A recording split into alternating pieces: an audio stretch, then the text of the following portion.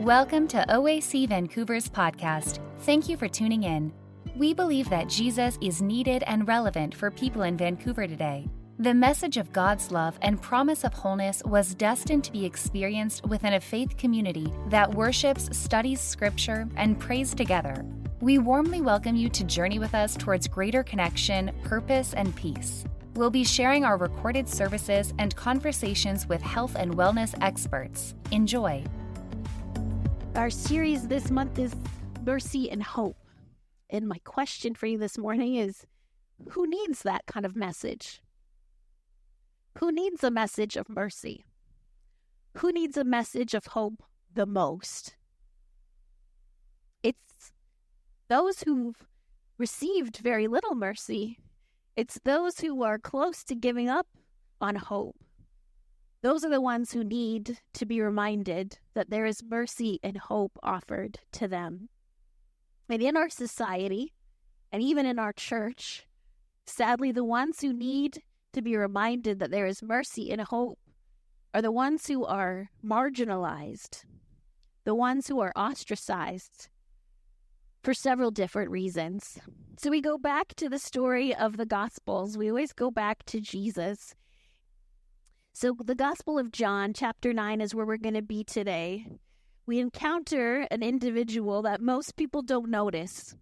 And if they do notice him, they're not talking to him, but they're talking about him. And they might know of him. It's clear in the story that people kind of know who he is, but they don't really know him. His name isn't even mentioned. They don't see him as a person, as a human, as an individual. They see him as a diagnosis. Humanity reduces him to the thinnest, most singular quality. It's a hollow label. He is the blind beggar. Jesus, in contrast, notices. John 9, verse 1 says, while walking along the road, Jesus sees a man who is blind since birth. This word is not innocuous. It is used countless times in the Old Testament to describe the God who sees the plight of his children. In fact, it's Hagar, who is the concubine of Abraham, who first identifies God and names him. You are the one who sees me. Rejected, abandoned, dismissed, exiled. You are the God who sees me. And seeing here means not just attending to the reality, as in there is a person sitting on the side of the road who is blind from birth. This seeing goes much deeper. It doesn't let the prejudice or the busyness or fear prevent Jesus from recognizing the persona, the child behind the label. To see him as it would be a fellow human being. This is our incarnate God who wears the flesh of humanity. Now, despite this being a very religious community, superstitions abounded. And this superstitious belief came in many different cultures and many different religions from the idea that wrongdoing must be punished in this life. That every affliction was a direct penalty of some mishap, of some sin, of some error, of some fault. And it was either because of the person afflicted or their parents' sin. And it's true that what we suffer, the calamities, the ailments, the struggles, are a result of sin, large-scale rebellion against God's way, a break from his calling, a break from his directives. But this truth has become perverted. Satan, who is the originator and author of sin and all of its effects, is the one who blames God for disease and death. And as arbitrarily punisher of those who would fail him. Hence, those who suffer any kind of ailment have this additional burden, not of carrying the consequences of their sickness or their disease or their setbacks, but also the added burden of being accused guilty of some crime. God gave us a lesson to prevent this. A lot of scholars will say the book of Job actually predates the writings of Moses, so that the very first scripture that was shared and passed and retold in communities was this story that would inoculate us against this perception that God is against us. The story of Job illustrates point blank that it is Satan himself manifesting curses, manifesting disasters in the life of Job, and that it is God who intervenes and vindicates him and shows him mercy. Somehow, though, prevailing ideas have taken hold, and even in Jesus' day, they lost the message of Job, and they're responding to this superstition, this idea that if someone is blind, it's got to be caused by something. It's almost a type of karma. So they ask him, "Teacher, who sinned? Who is responsible for this man's blindness?" Because he's born blind. So it kind of challenges already their presupposition that it's a result of direct sin. How could an innocent fetus commit some kind of sin? So is it the parents' sin? And even then, they're kind of, I think, wrestling with, this seems unfair. This seems unjust. Jesus tries to set the matter straight, and his response is neither. His blindness cannot be traced to a particular person's sin. Instead, he's blind so that the deeds of God, the works of God, might be displayed. For whenever I am in the world, I am light of the world. Jesus responds to this question, to this case, by seizing an opportunity to turn the association with blindness on its head. In doing so, the negative stigmas and associations we put on anyone who is less than or othered. Jesus then treats this man as an important agent in communicating God's character and his gospel. He speaks to him directly, and I can only imagine what it must have been like for that man who, the very first encounter with Jesus is the sound of his voice.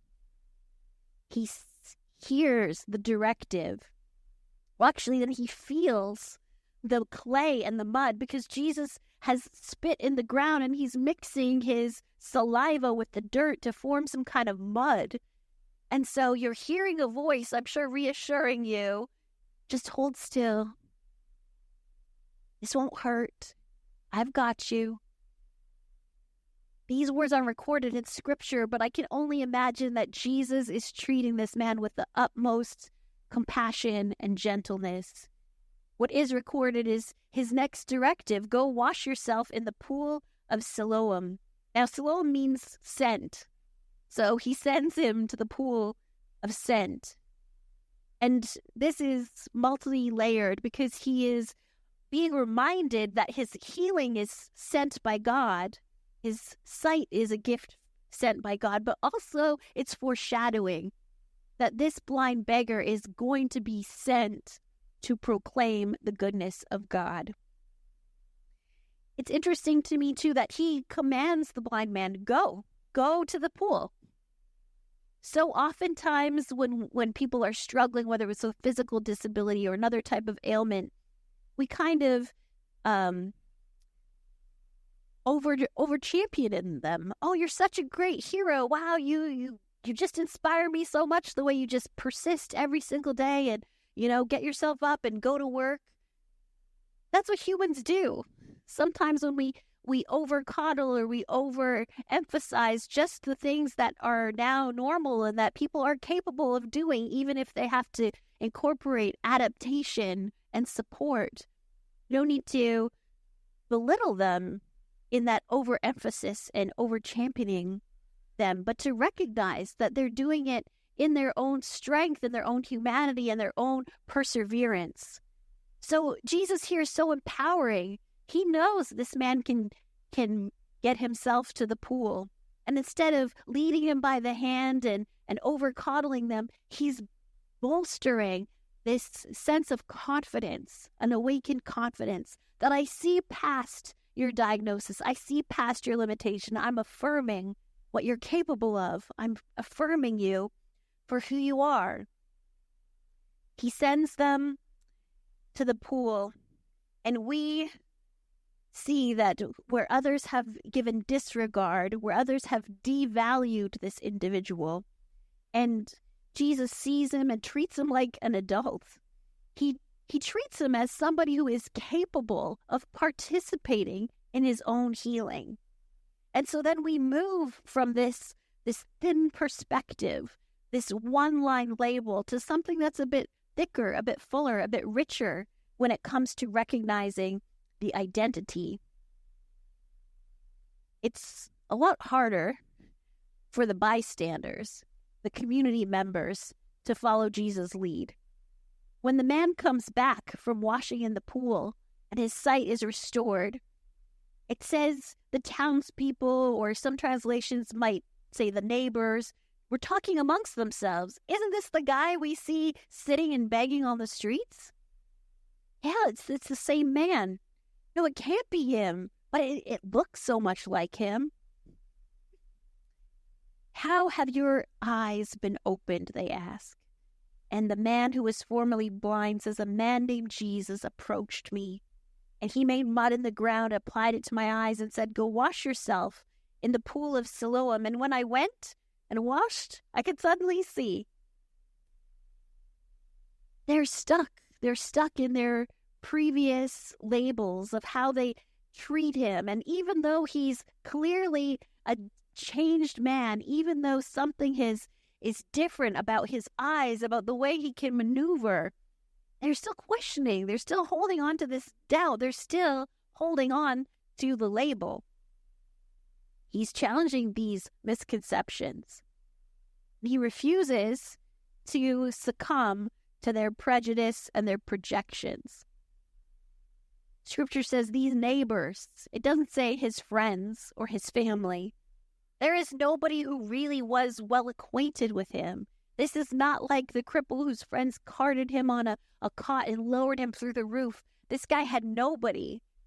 So it's just the townspeople, the neighbors, are questioning, is this guy for real? So they take him to the Pharisees. We're at the synagogue. It happens to be the Sabbath. And the debate continues. They didn't know how this should be. And they start to think like, well, if this happened, it somehow is breaking the Sabbath rules. Ironically, the ones that are scheming and they know that this is Jesus. They know that this is the one that has been talked about as the promised Messiah. They know that he is claiming to have been sent by God himself. They know something is different and special about this man, but they're trying to find every reason to find fault with him. So something as ridiculous as bringing healing and hope on the Sabbath, they are going through their rule books and arguing and finding ways that this presents itself as a great offense and that this would expose Jesus Messiah as a fraud, as a scam artist. Ironically, those who are so zealous in pinning the blame on Jesus for breaking the Sabbath and proper Sabbath protocol are in the back of their minds plotting murder against him. Which is the greater Sabbath offense? To bring hope and healing to others, to relieve the burdens of others, or to plot their death. So the Pharisees call for the parents of the blind man. They need other witnesses. They want to confirm these facts. There's the man himself declaring that he has been blind and his sight is restored, we see this dismissiveness. Well, can you really speak for yourself? Can we really trust you who was afflicted, who was othered, who is simply known as a blind beggar? There's not even the value or the worth for him to declare and speak his own truth. So powerful is prejudice. So distorting is self-righteousness. Jesus shares in the pain of this blind man. He knows exactly the dismissiveness that he's experienced. Jesus himself was the target of false assumptions and judgment. The Pharisees are bantering and debating, and they say, oh, we know that God spoke to Moses, but we don't really know where this guy comes from. That's a slight and a dig at his history, being born of a virgin. Really? Really? Jesus and this blind man are both victims of tragic misconceptions. But isn't it good news for us? When we are sick or we want to go see a counselor or a therapist, often we want to find somebody who has lived a similar experience to us. Imagine getting the diagnosis of cancer and then discovering that your oncologists themselves have gone through it and beat it. That is going to give you so much more encouragement, and it's going to resonate you and build trust with this physician. That is exactly what Jesus did in his incarnational presentation. He has gone through every suffering, every sorrow, every rejection that we ourselves face, every pain. He understands. And so our physician, our high priest, as scripture refers elsewhere, knows, empathizes, understands, and that is to build within us a great confidence, a great trust in the one who we're going to seek healing and restoration from. Now the Pharisees, they're in a pickle because of their prejudice and their refusal to believe the facts of the case, to acknowledge the evidence right in front of them. There's a different vision that's occurring. There's a different eye opening that's occurring. The crowd starts to see. Their eyes are open. Wow, these Pharisees, these leaders, these expositors of scripture, of God's writing, there's something plainly going on here. There's something divine and supernatural unfolding here. The dots are connecting, and yet who's the blind one? Who's refusing to see it? And so through this miracle of giving sight back to a blind man, to the whole community's eyes start to open to a new understanding of Jesus and the kingdom he represents. The Pharisees think that they're just dealing with some uneducated blind man. What could a beggar know? What could this guy understand? And as they continue to grill him, we read in his response, again, this conviction and this confidence that's growing. It's God's divine power that's causing him to even challenge these leaders of the day. And he says, I've explained myself already, and you don't want to hear. He just calls it like it is. I'm sure he's thinking, why am I wasting my breath in this moment when I could be singing the praises of the God who healed me and sharing this good news, and I'm stuck in the courts of the Pharisees? His reasoning is unanswerable. He finally stumps the Pharisees. The parents who are called say, yes, this is our son, but we weren't there when the healing took place. If he says it happened, it happened. They kind of bow out of any accountability or responsibility to this.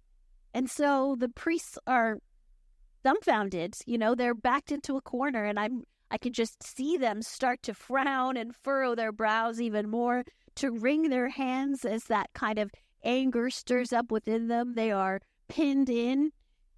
shaking the dust from their feet, grabbing their robes, walking off in a huff as they hurl final insults and judgment at this man, still hanging on to his condition. Sinner. Who are you to tell us anything? You were born blind, once a sinner, always a sinner. And they banish him from the synagogue. It's an excommunication. It's not the end of the story, though, but I'm going to save it for next week because I want you to come back and we'll talk about how Jesus responds to religious trauma. But for now, I want us to think about the healing that took place of this man. And how while this is not a story about mental health, it could easily be. The principles hold true. Humans are created to be friends of God and then friends with each other. And any time that a barrier compromises those relationships, we start to shrivel. We start to suffer. That God would intend for us to be well connected with Him is going to have that ripple effect in being well connected with others. And when both of those take place, we have a flourishing life. So humanity's efforts, our collective efforts as a faith community, what we are called to do in discipleship is to work on restoring this relationship dynamic. Jesus did what He could to restore the relationship and the break between us and the Father. And now as we lean into that, it echoes and it ripples out and it parallels restoring the connection we have with one another. Samuel Wells states this theological dynamic so well. It says, for Jesus, our real problem as human beings is our alienation from God and one another. And that's what Jesus changes. He looks at anyone who feels alienated and He embraces them. He reminds them that they are welcome. He reminds them that He died for them. And throughout His short 3-year ministry, we see time and time again His compassionate concern and His confrontation to stigma, speaking directly about restoring the fullness of humanity when it's been reduced to a single label. To see people beyond their broken condition, their compromised condition, their corrupted condition, to the child of God that they are. And He takes fullest aim, fullest issue with our behavior towards others. Jesus, in contrast, He's the one who sees, He's the one who notices, He makes space and He empowers the suffering individual. He believes in Him. He believes that He can articulate His own understanding in life. He believes that He can be a witness of the gospel and share His limited understanding of God in a powerful way. The healing makes little difference in the attitudes of those around Him because stigma sticks beyond reason and beyond confrontation. The crowd has some kind of vested interest in maintaining this perception. They reject all alternative explanations. Stigma somehow shores up our sense of security. It gives us permission not to help, and it justifies our hard-heartedness. Stigma works in the same way for mental health challenges. It reduces people to a diagnosis, to certain behaviors or conditions. And when people are no longer identified as people, but as a pathology, when illness becomes a person, a source of fear, a source of anxiety for how we interact and engage, then their primary identity as one who God welcomes gets lost.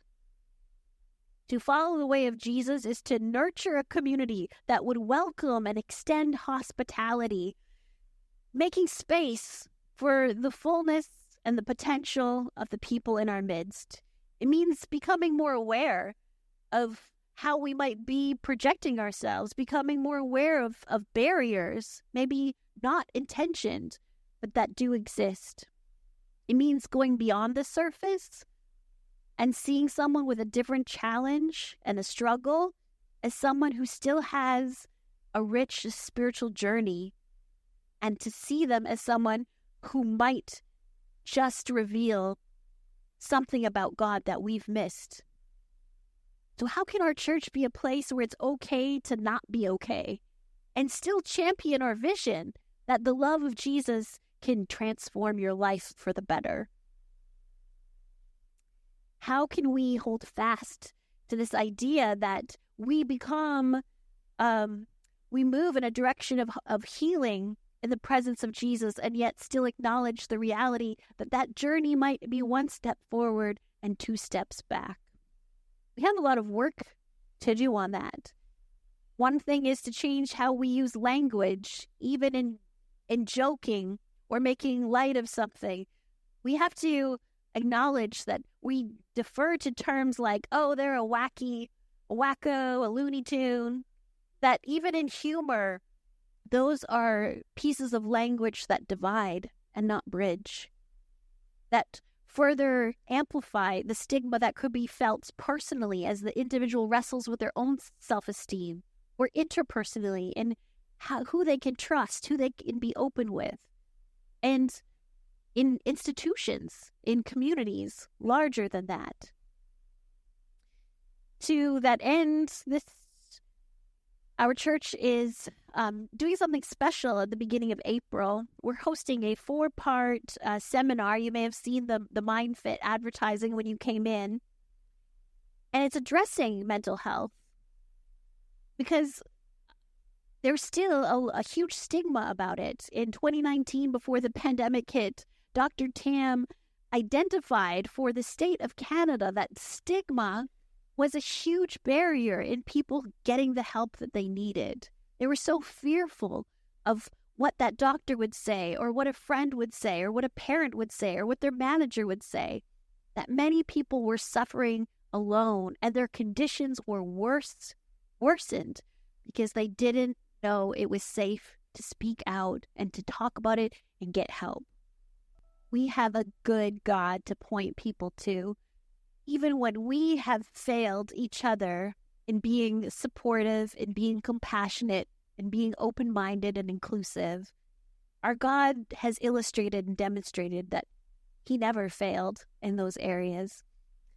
He's got his arms open wide to embrace everyone who has felt stigmatized and ostracized. Are we going to join him in that? Thank you for listening to OAC Vancouver's podcast. Learn more at oacvancouver.ca.